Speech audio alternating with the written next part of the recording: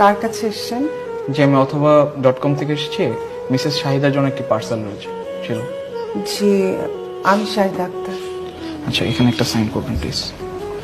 কে পাঠিয়েছেন পার্সেলটা? পার্সেলটি আমাদের ওয়েবসাইটে প্লেস করা হয়েছে মালয়েশিয়া থেকে।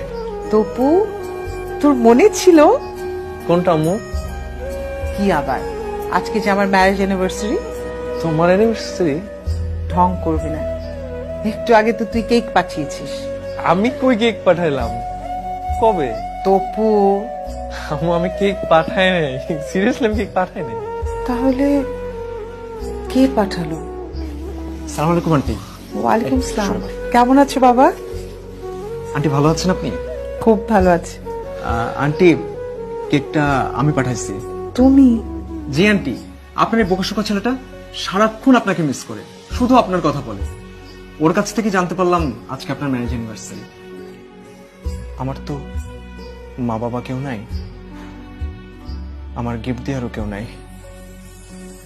ওর কাছে সারাক্ষণ আপনার কথা শুনতে শুনতে মনে হচ্ছিল আপনি আমার মা। এই মালয়েশিয়া থেকে মার জন্য আর কি বা পাঠাতে পারি,